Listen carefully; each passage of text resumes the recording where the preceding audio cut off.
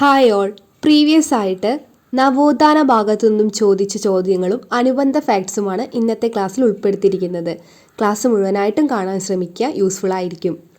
സമത്വ സമാജം എന്ന പ്രസ്ഥാനം സ്ഥാപിച്ചത് ഓപ്ഷൻ എ വൈകുണ്ഠസ്വാമികൾ. സമത്വ സമാജം സ്ഥാപിച്ചത് വൈകുണ്ഠസ്വാമികളാണ്. കേരളത്തിലെ സാമൂഹിക പരിഷ്കാരങ്ങൾക്ക് തുടക്കം കുറിച്ച ആദ്യത്തെ നവോത്ഥാന പ്രസ്ഥാനമായിരുന്നു സമത്വ സമാജം. ഓർത്തുവെക്കണം, കേരളത്തിലെ സാമൂഹിക പരിഷ്കാരങ്ങൾക്ക് തുടക്കം കുറിച്ച ആദ്യത്തെ നവോത്ഥാന പ്രസ്ഥാനമാണ് സമത്വ സമാജം. സമത്വ സമാജം സ്ഥാപിച്ച വർഷം 1836 1836 വൈകുണ്ഠസ്വാമികൾ സ്ഥാപിച്ച പ്രസ്ഥാനമാണ് സമത്വ സമാജം. വൈകുണ്ഠസ്വാമികളുമായി ബന്ധപ്പെടുത്തി പ്രീവിയസ് ആയിട്ട് ചോദിച്ചിട്ടുള്ള പ്രധാന കൃതികളാണ് അഖിലത്തിരുട്ട് അമ്മാനെ, അരുൾനൂൽ. ഈ രണ്ട് കൃതികളും വൈകുണ്ഠസ്വാമികളുടേതാണ്. അഖിലത്തിരുട്ട് അമ്മാനെ, അരുൾനൂൽ എന്നീ കൃതികൾ രചിച്ചത് വൈകുണ്ഠസ്വാമികളാണ്. വൈകുണ്ഠസ്വാമികൾ ആരംഭിച്ച ആരാധനാലയങ്ങൾ അറിയപ്പെടുന്നത് നിഴൽ താങ്കൾ എന്നാണ്. വൈകുണ്ഠസ്വാമികൾ ആരംഭിച്ച ആരാധനാലയങ്ങൾ അറിയപ്പെടുന്നത് നിഴൽ താങ്കൾ. വൈകുണ്ഠസ്വാമികൾ മുന്നോട്ട് വെച്ച ദാർശനിക ചിന്താ പദ്ധതിയാണ് അയ്യാവഴി. അഖിലത്തിരുട്ടമ്മാനെ, അരുൾനൂൽ എന്നീ കൃതികൾ മുന്നോട്ട് വയ്ക്കുന്ന ആശയവും അയ്യാവഴി തന്നെയാണ്.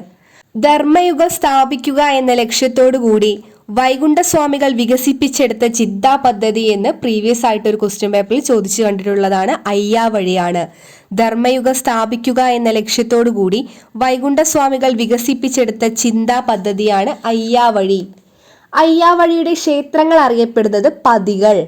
അയ്യാവഴിയുടെ ക്ഷേത്രങ്ങൾ അറിയപ്പെടുന്നത് പതികളെന്നും ആദ്യത്തെ പതി സ്ഥാപിച്ച സ്ഥലം സ്വാമിത്തോപ്പുമാണ്.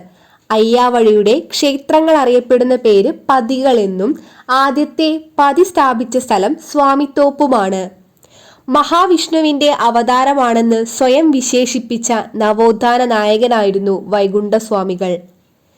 തിരുവിതാംകൂർ രാജാവിനെ വൈകുണ്ഠസ്വാമികൾ വിശേഷിപ്പിച്ചത് അനന്തപുരി നീചൻ എന്നായിരുന്നു. തിരുവിതാംകൂർ രാജാവിനെ വൈകുണ്ഠസ്വാമികൾ വിശേഷിപ്പിച്ചത് അനന്തപുരി നീചൻ. മഹാവിഷ്ണുവിന്റെ അവതാരമാണെന്ന് സ്വയം വിശേഷിപ്പിച്ച നവോത്ഥാന നായകനാണ് വൈകുണ്ഠസ്വാമികൾ.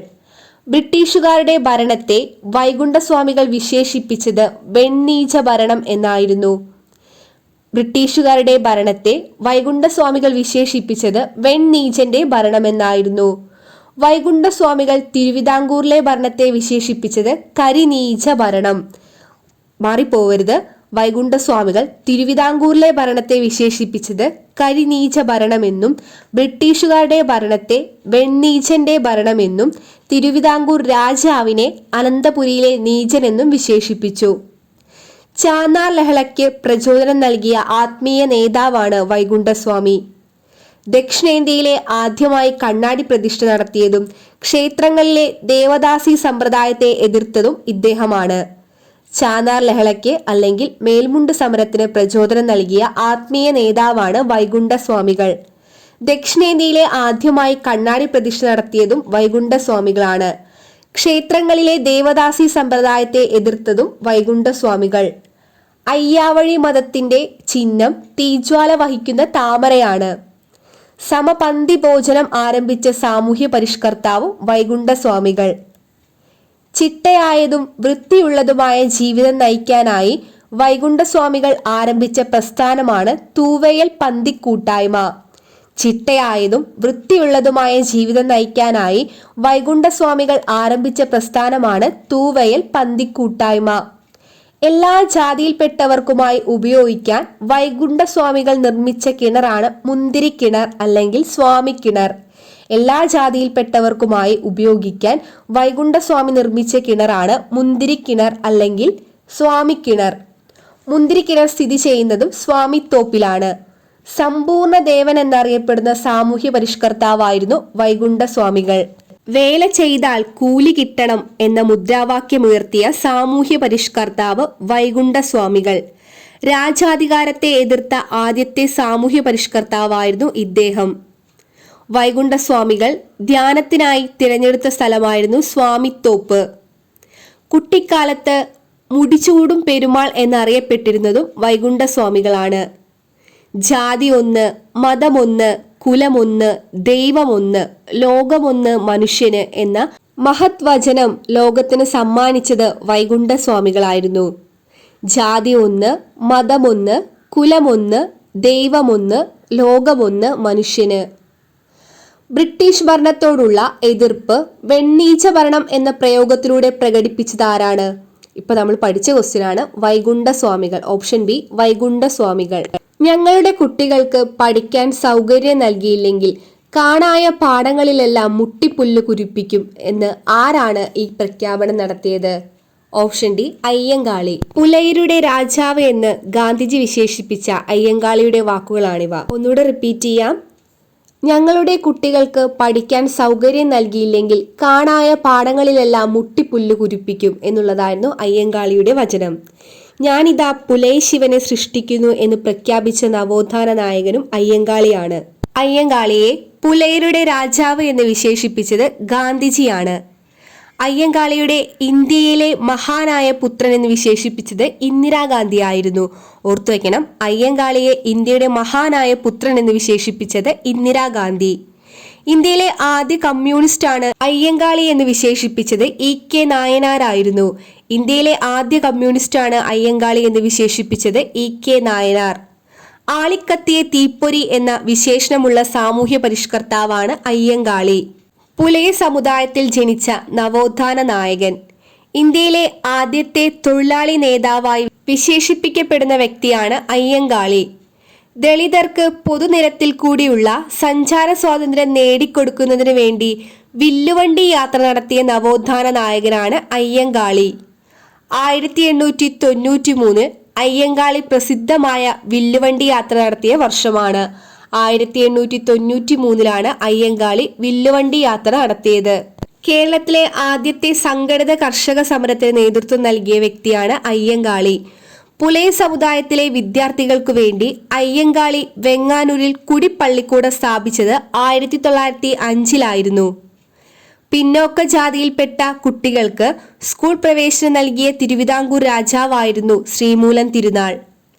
പെരിനാട് സർവ്വസമുദായ സമ്മേളനം അയ്യങ്കാളിയുടെ നേതൃത്വത്തിൽ നടന്നത് 1915 1905 പുലയ സമുദായത്തിലെ വിദ്യാർത്ഥികൾക്കു വേണ്ടി അയ്യങ്കാളി വെങ്ങാനൂരിൽ കുടിപ്പള്ളിക്കൂടം സ്ഥാപിച്ചു.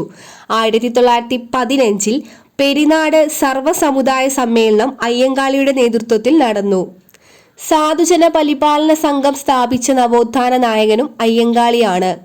സാധുജന പരിപാലന സംഘം സ്ഥാപിതമായ വർഷം 1907 സാധുജന പരിപാലന സംഘം 1907. പുലയലഹള നയിച്ച നേതാവാണ് അയ്യങ്കാളി. പുലയലഹള നടന്ന വർഷം 1915. പുലയലഹളയുടെ മറ്റു പേരുകളാണ് ഊരൂട്ടമ്പലം ലഹള, 90-ാം ആണ്ട് ലഹള. 1915 നടന്ന പുലയലഹളയുടെ മറ്റു പേരുകളാണ് ഊരൂട്ടമ്പലം ലഹള, 90-ാം ആണ്ട് ലഹള. വർഷങ്ങൾ ഒന്നുകൂടെ റിപ്പീറ്റ് ചെയ്യാം. 1905 പുലയ സമുദായത്തിലെ വിദ്യാർത്ഥികൾക്കു വേണ്ടി അയ്യങ്കാളി വെങ്ങാനൂരിൽ കുടിപ്പള്ളിക്കൂടം സ്ഥാപിച്ചു. 1907 സാധുജന പരിപാലന സംഘം സ്ഥാപിതമായി. 1915 പെരിനാട് സർവ്വസമുദായ സമ്മേളനവും പുലയലഹളയും നടന്നത്. പുലയലഹളയുടെ മറ്റു പേരുകളാണ് ഊരൂട്ടമ്പലം ലഹള, 90-ാം ആണ്ട് ലഹള. 1893 അയ്യങ്കാളി പ്രസിദ്ധമായ വില്ലുവണ്ടി യാത്ര നടത്തിയത്. സവർണ ജാഥ ഏത് സമരവുമായി ബന്ധപ്പെട്ടിരിക്കുന്നു? ഓപ്ഷൻ എ വൈക്കം സത്യാഗ്രഹം. വൈക്കം സത്യാഗ്രഹത്തിന്റെ ഭാഗമായി സവർണ ജാഥ നയിച്ചത് മന്നത്ത് പത്മനാഭനായിരുന്നു. മന്നത്ത് പത്മനാഭൻ സവർണ ജാഥ നയിച്ച വർഷമാണ് 1924. വൈക്കം മുതൽ തിരുവനന്തപുരം വരെയായിരുന്നു. മന്നത്ത് പത്മനാഭൻ സവർണ ജാഥ നയിച്ച വർഷം 1924 വൈക്കം മുതൽ തിരുവനന്തപുരം വരെ. വിമോചന സമരവുമായി ബന്ധപ്പെട്ട വ്യക്തിയായിരുന്നു മന്നത്ത് പത്മനാഭൻ. വിമോചന സമരവുമായി ബന്ധപ്പെട്ട് മന്നത്ത് പത്മനാഭൻ ജീവശിഖ യാത്ര നടത്തിയത് അങ്കമാലി മുതൽ തിരുവനന്തപുരം വരെയാണ്. മന്നത്ത് പത്മനാഭൻ ജീവശിഖ യാത്ര നടത്തിയത് അങ്കമാലി മുതൽ തിരുവനന്തപുരം വരെ. മന്നത്ത് പത്മനാഭൻ ഗുരുവായൂർ സത്യാഗ്രഹ കമ്മിറ്റിയിൽ പ്രസിഡന്റായ വർഷമാണ് 1931. സവർണജാഥ നയിക്കുവാൻ മന്നത്തിന്റെ നിർദ്ദേശം നൽകിയ വ്യക്തിയാണ് ഗാന്ധിജി. ഗാന്ധിജിയുടെ നിർദ്ദേശപ്രകാരമാണ് മന്നത്ത് സവർണജാഥ നയിച്ചത്. മന്നത്ത് പത്മനാഭൻ INCയിൽ അംഗമായ വർഷം 1947 1947 പ്രസിദ്ധമായ മുതുകുളം പ്രസംഗം നടത്തിയത് മന്നത്ത് പത്മനാഭനായിരുന്നു. ഉത്തരവാദിത്ത ഭരണത്തിനായി സന്ധിയില്ലാ സമരം പ്രഖ്യാപിച്ചതായിരുന്നു മന്നത്തിന്റെ മുതുകുളം പ്രസംഗം. പ്രീവിയസ് ആയിട്ട് ചോദിച്ച ക്വസ്റ്റ്യൻ ആണ്. 1947 പ്രസിദ്ധമായ മുതുകുളം പ്രസംഗം നടത്തിയത് മന്നത്ത് പത്മനാഭൻ. ഉത്തരവാദിത്ത ഭരണത്തിനായി സന്ധിയില്ലാ സമരം പ്രഖ്യാപിച്ചതായിരുന്നു മന്നത്തിന്റെ മുതുകുളം പ്രസംഗം. കേരളത്തിന്റെ മദൻ മോഹൻ മാളവ്യ എന്ന പേരിൽ അറിയപ്പെടുന്നത് മന്നത്ത് പത്മനാഭനാണ്. മന്നത്ത് പത്മനാഭനെ കേരളത്തിന്റെ മദൻ മോഹൻ മാളവ്യ എന്ന് വിശേഷിപ്പിച്ചത് സർദാർ KM പണിക്കരാണ്. താലികെട്ട് കല്യാണം എന്ന അനാചാരം നിർത്തലാക്കിയത് നവോത്ഥാന നായകനായിരുന്നു മന്നത്ത് പത്മനാഭൻ. മന്നത്തിന്റെ പ്രധാന രചനകളാണ് സ്നേഹലത, നോവലാണ് സ്നേഹലത, ഞങ്ങളും FMS യാത്ര, പഞ്ചകല്യാണി നിരൂപണം എന്നിവ പ്രസിദ്ധമായ രചനകളാണ്. എൻ്റെ ജീവിത സ്മരണകൾ എന്ന ഗ്രന്ഥം രചിച്ച വർഷമാണ് 1957. ഭാരതകേസരി എന്ന ബഹുമതി ലഭിച്ചത് 1959 പത്മഭൂഷൺ ലഭിച്ചത് 1966. മന്നത്ത് പത്മനാഭന് ഭാരതകേസരി ലഭിച്ചത് 1959 പത്മഭൂഷൺ ലഭിച്ചത് 1966 നായർ സർവീസ് സൊസൈറ്റി സ്ഥാപിക്കപ്പെട്ട വർഷം 1914 ഒക്ടോബർ 31. NSSന്റെ ആദ്യ പ്രസിഡന്റ് K കേളപ്പനും NSSന്റെ ആദ്യ സെക്രട്ടറി മന്നത്ത് പത്മനാഭനുമായിരുന്നു. വേദാധികാര നിരൂപണം ആരുടെ കൃതിയാണ്? ഓപ്ഷൻ ബി ചട്ടമ്പി സ്വാമികൾ. വേദപഠനം ബ്രാഹ്മണരുടെ മാത്രം കുത്തകയല്ലെന്നും അത് എല്ലാ ഹിന്ദുക്കൾക്കും അവകാശപ്പെട്ടതാണെന്നും സമർത്ഥിക്കുന്ന ചട്ടമ്പി സ്വാമികളുടെ കൃതിയാണ് വേദാധികാര നിരൂപണം. ശൂദ്രന്മാർക്കും വേദം പഠിക്കുന്നതിനുള്ള അവകാശമുണ്ടെന്ന് വാദിച്ച ചട്ടമ്പി സ്വാമികളുടെ കൃതിയായിരുന്നു വേദാധികാര നിരൂപണം. തീ പോലുള്ള വാക്കുകൾ കത്തിപ്പോകാത്തത് ഭാഗ്യം എന്ന് വിവേകാനന്ദൻ അഭിപ്രായപ്പെട്ടത് ചട്ടമ്പി സ്വാമികളുടെ ഈ കൃതി വായിച്ചിട്ടാണ്. തീ പോലുള്ള വാക്കുകൾ കത്തിപ്പോകാത്തത് ഭാഗ്യം എന്ന് വിവേകാനന്ദൻ അഭിപ്രായപ്പെട്ടത് ചട്ടമ്പി സ്വാമികളുടെ കൃതിയായ വേദാധികാര നിരൂപണത്തെ തുടർന്നാണ്.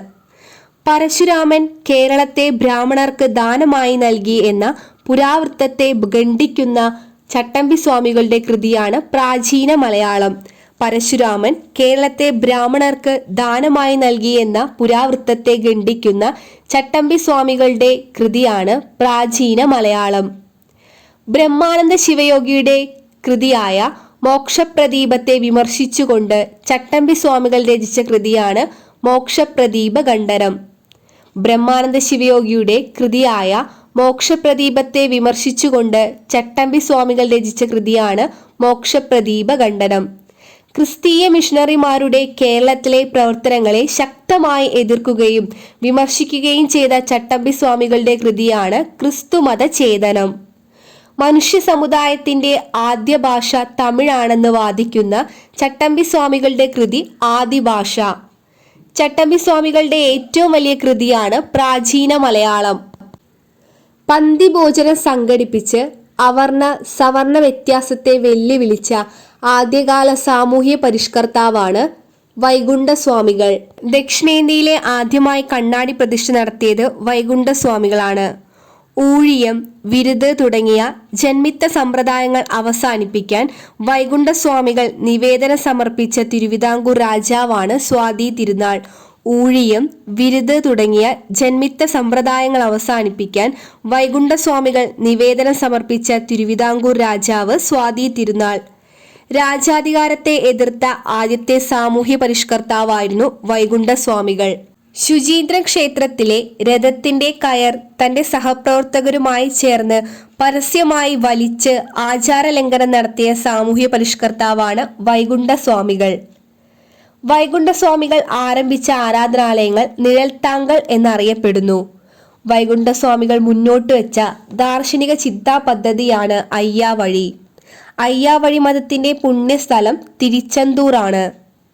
വൈകുണ്ഠസ്വാമികളുടെ 5 ശിഷ്യന്മാർ അറിയപ്പെടുന്നത് സീഡർ എന്നാണ്. കേരള ഗാന്ധി എന്നറിയപ്പെടുന്നത് കെ കേളപ്പൻ. വേദാധികാര നിരൂപണം, പ്രാചീന മലയാളം എന്നീ കൃതികളുടെ രചയിതാവായ സാമൂഹ്യ പരിഷ്കർത്താവാണ് ചട്ടമ്പി സ്വാമികൾ. പ്രത്യക്ഷ രക്ഷാ ദേവസഭ എന്ന സംഘടന രൂപീകരിച്ചത് പൊയ്കയിൽ യോഹന്നാൻ. പ്രത്യക്ഷ രക്ഷാ ദേവസഭ കുമാരഗുരുദേവൻ എന്നറിയപ്പെടുന്ന പൊയ്കയിൽ യോഹന്നാൻ രൂപീകരിച്ചതാണ്. അവശത അനുഭവിക്കുന്ന ദളിതരുടെ മോചനത്തിനായി യോഹന്നാൻ സ്ഥാപിച്ച സംഘടനയാണ് പ്രത്യക്ഷ രക്ഷാ ദേവസഭ അല്ലെങ്കിൽ PRDS. പ്രത്യക്ഷ രക്ഷാ ദേവസഭ സ്ഥാപിതമായ വർഷമാണ് 1909. പ്രത്യക്ഷ രക്ഷാ ദേവസഭയുടെ ആസ്ഥാനം പത്തനംതിട്ട ജില്ലയിലെ ഇരവിപേരൂർ ആണ്. PRDSന്റെ രക്ഷാധികാരിയാണ് കുമാരഗുരുദേവൻ. PRDSന്റെ മുഖപത്രം ആദിയാർ ദീപം എന്നറിയപ്പെടുന്നു. പ്രത്യക്ഷ രക്ഷാ ദേവസഭ സ്ഥാപിച്ചതിനു ശേഷം യോഹന്നാൻ അറിയപ്പെടുന്ന പേരുകളാണ് പൊയ്കയിൽ അപ്പച്ചൻ, കുമാരഗുരുദേവൻ. അവശത അനുഭവിക്കുന്ന ദളിതരുടെ മോചനത്തിനായി യോഹന്നാൻ സ്ഥാപിച്ച സംഘടനയാണ് പ്രത്യക്ഷ രക്ഷാ ദേവസഭ. 1909 സ്ഥാപിക്കുന്നു. പത്തനംതിട്ട ജില്ലയിലെ ഇരവിപേരൂരാണ് ദേവസഭയുടെ ആസ്ഥാനം. PRDSന്റെ മുഖപത്രം ആദിയാർ ദീപം. പ്രത്യക്ഷ രക്ഷാ ദേവസഭ സ്ഥാപിക്കുന്നതിനു ശേഷം യോഹന്നാൻ അറിയപ്പെടുന്ന പേരുകളാണ് പൊയ്കയിൽ അപ്പച്ചൻ, കുമാരഗുരുദേവൻ. അവശത അനുഭവിക്കുന്ന ദളിതരുടെ മോചനത്തിനായി യോഹന്നാൻ നടത്തിയ പ്രക്ഷോഭങ്ങൾ അറിയപ്പെടുന്നത് അടിലഹള എന്നായിരുന്നു. പൊയ്കയിൽ യോഹന്നാൻ ദളിത് സമുദായത്തിനു വേണ്ടി നടത്തിയ പ്രക്ഷോഭങ്ങളാണ് വാകത്താനം ലഹള, കൊഴുക്കുംചിറ ലഹള, മുണ്ടക്കയം ലഹള, മംഗലം ലഹള, വെള്ളനാടി സമരം എന്നിവ. ക്രിസ്തുമതത്തിൽ നിലനിന്നിരുന്ന സവർണ വിവേചനം ഇല്ലാതാകുന്നതിന് സന്ധിയില്ലാ സമരത്തിന് ആഹ്വാനം ചെയ്ത നവോത്ഥാന നായകനായിരുന്നു പൊയ്കയിൽ യോഹന്നാൻ. കുട്ടിക്കാലം മുതൽക്ക് തന്നെ ക്രിസ്തുമതത്തിന്റെ ആകൃഷ്ടനായ അദ്ദേഹം ക്രിസ്തുമതത്തിൽ ചേരുകയും യോഹന്നാൻ എന്ന പേര് സ്വീകരിക്കുകയും ചെയ്തു. പുലയൻ മത്തായി എന്ന പേരിൽ അറിയപ്പെട്ടിരുന്നതും പൊയ്കയിൽ യോഹന്നാനാണ്. ദ്രാവിഡ ദളിതർ എന്ന ആശയം മുന്നോട്ട് വെച്ച നവോത്ഥാന നായകനായിരുന്നു പൊയ്കയിൽ യോഹന്നാൻ. സർക്കാർ അനുമതിയോടെ അയിത്തജാതിക്കാർക്കായി തിരുവിതാംകൂറിൽ ആദ്യത്തെ ഇംഗ്ലീഷ് വിദ്യാഭ്യാസം സ്ഥാപിച്ചത് ഇദ്ദേഹമാണ്. ദളിത് വിദ്യാർത്ഥികൾക്കു വേണ്ടി ആദ്യത്തെ എയ്ഡഡ് സ്കൂൾ സ്ഥാപിച്ചതും പൊയ്കയിൽ യോഹന്നാൻ. ഓർത്തുവയ്ക്കണം, സർക്കാർ അനുമതിയോടെ അയിത്തജാതിക്കാർക്കായി തിരുവിതാംകൂറിൽ ആദ്യത്തെ ഇംഗ്ലീഷ് വിദ്യാലയം സ്ഥാപിച്ചതും ദളിത് വിദ്യാർത്ഥികൾക്കായി ആദ്യത്തെ എയ്ഡഡ് സ്കൂൾ സ്ഥാപിച്ചതും പൊയ്കയിൽ യോഹന്നാനാണ്. യോഹന്നാന്റെ കവിതകളുടെ സമാഹാരം രത്നമണികൾ എന്നറിയപ്പെടുന്നു. വില്ലുവണ്ടി സമരം നടത്തിയ സാമൂഹ്യ പരിഷ്കർത്താവ് അയ്യങ്കാളി. വില്ലുവണ്ടി സമരം നടത്തിയ സാമൂഹ്യ പരിഷ്കർത്താവാണ് അയ്യങ്കാളി. അടുക്കളയിൽ നിന്ന് അരങ്ങത്തേക്ക് എന്ന നാടകത്തിന്റെ രചയിതാവ് VT ഭട്ടതിരിപ്പാട്. VTയുടെ അടുക്കളയിൽ നിന്ന് അരങ്ങത്തേക്ക് എന്ന നാടകം ആദ്യമായി അവതരിപ്പിച്ച വർഷം 1929 അടുക്കളയിൽ നിന്ന് അരങ്ങത്തേക്ക് എന്ന നാടകം ആദ്യമായി അവതരിപ്പിച്ച വേദി തൃശ്ശൂരിലെ ഇടക്കുനിയാണ്. തൃശ്ശൂരിലെ ഇടക്കുനിയിലാണ് അടുക്കളയിൽ നിന്ന് അരങ്ങത്തേക്ക് എന്ന നാടകം ആദ്യമായി അവതരിപ്പിച്ചത്. ഉണ്ണി നമ്പൂതിരി, യോഗക്ഷേമം, പാശുപതം, ഉദ്ബുദ്ധ കേരളം തുടങ്ങിയ പ്രസിദ്ധീകരണങ്ങളുടെ പത്രാധിപരായ വ്യക്തിയാണ് VT ഭട്ടതിരിപ്പാട്. വിധവാ പുനർവിവാഹം ആദ്യമായി സംഘടിപ്പിച്ച വ്യക്തിയായിരുന്നു ഇദ്ദേഹം. ജാതി വ്യവസ്ഥയെ എതിർത്തുകൊണ്ട് സ്വന്തം സഹോദരിയെ അന്യ സമുദായക്കാരനെ കൊണ്ട് വിവാഹം കഴിപ്പിച്ച നവോത്ഥാന നായകൻ എന്ന പേരിൽ അറിയപ്പെടുന്നത് VT ഭട്ടതിരിപ്പാടാണ്. VTയുടെ ആദ്യ കഥാസമാഹാരം രജനീരംഗം. VT ഭട്ടതിരിപ്പാടിന്റെ ആത്മകഥയാണ് കണ്ണീരും കിനാവും. VTയുടെ നേതൃത്വത്തിൽ കേരളത്തിലെ ദരിദ്ര വിദ്യാർത്ഥികളുടെ പഠനത്തിനായി തുകാസമാഹാരത്തിനു വേണ്ടി നടത്തിയ കാൽനട പ്രചരണ ജാഥയാണ് യാചനയാത്ര എന്നറിയപ്പെടുന്നത്. യാചനയാത്ര നടന്ന വർഷം 1931 ഏപ്രിൽ 26. തൃശ്ശൂർ മുതൽ ചന്ദ്രഗിരിപ്പുഴ വരെയായിരുന്നു യാചനയാത്ര. യാചനയാത്ര 7 ദിവസം നീണ്ടുനിന്നു. 1968 മിശ്രവിവാഹ പ്രചാരണത്തിനായി കാഞ്ഞങ്ങോട്ട് നിന്ന് ചെമ്പഴന്തി വരെ സാമൂഹിക പരിഷ്കരണ ജാഥ നയിച്ചതും VT ഭട്ടതിരിപ്പാടാണ്. കുടുംബ മുറിക്കൽ, പരിവേദനം, മിശ്രഭോജനം എന്നിവയ്ക്ക് നേതൃത്വം നൽകിയ നവോത്ഥാന നായകനാണ് VT ഭട്ടതിരിപ്പാട്.